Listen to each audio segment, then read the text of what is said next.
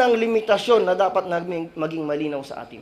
Sa sino man nalalahok at maging sa ating mga pagboto ay dapat maging malinaw na hindi ang paghahangad ng kung ano man ang kanilang isinusulong na batas o hindi ang paghahangad o ang paniniwala na ito ang magiging kalutasan sa problemang kinakaharap ng mga Muslim sa ating bansa.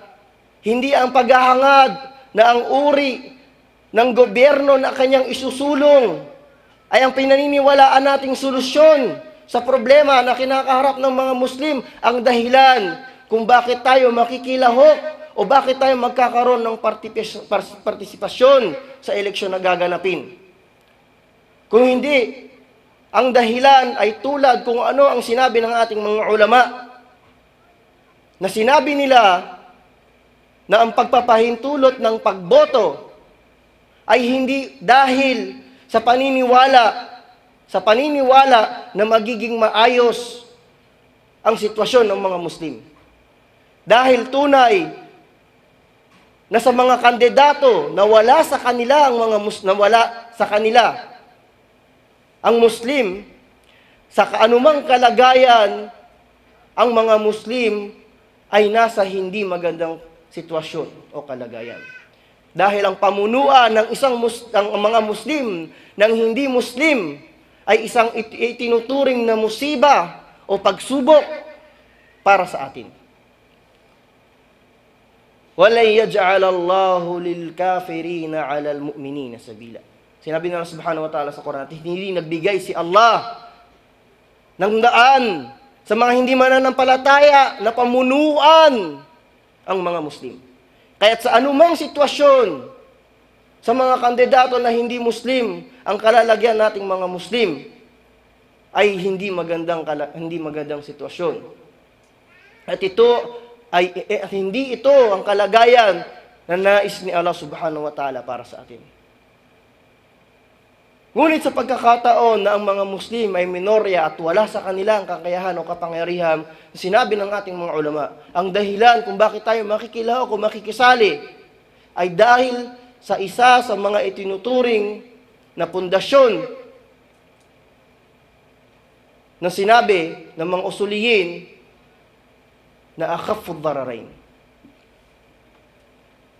Sa sitwasyon o kalagayan na merong dalawang bagay na kung saan ang magkatulad na bagay na ito ay makapagdudulot ng masama o kasamaan sa mga Muslim, ang obligado na piliin ng mga Muslim ay ang mas kaunti ang masamang maidudulot para sa kanila. Ito ang tanging dahilan para sa ating mga Muslim kung bakit tayo makikilahok at makikisali sa eleksyon. يقول ما هو حكم مشاركة بعض المسلمين الأمريكان في التصويت لانتخاب رئيس أمريكا مستندين في ذلك إلى قاعدة أخف الضررين متوهمين أن واحدا من هؤلاء الرؤساء المرشحين سيكون أخف وطأة وأقل بأسا على الإسلام والمسلمين. الكفر ملة واحدة، وربنا عز وجل يذكر هؤلاء المسلمين الذين يظنون أنهم يطبقون قاعدة أخف الضررين. قال تعالى: ولن ترضى عنك اليهود ولا النصارى حتى تتبع ملتهم. وأنا إن أعجب فأعجب كل العجب من هؤلاء الشباب الذين يركنون إلى مثل هذا الوهم كما جاء في سؤالك بارك الله فيك.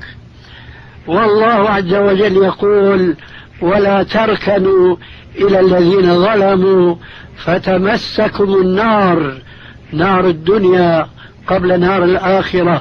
لذلك نحن نقول لا يجوز المشاركة في مثل هذه الانتخابات، لأن هذه مشاركة تعني موالاة عملية للكفار، وذلك محرم بنص القرآن حيث قال رب الأنام: ومن يتولهم منكم فإنه منهم.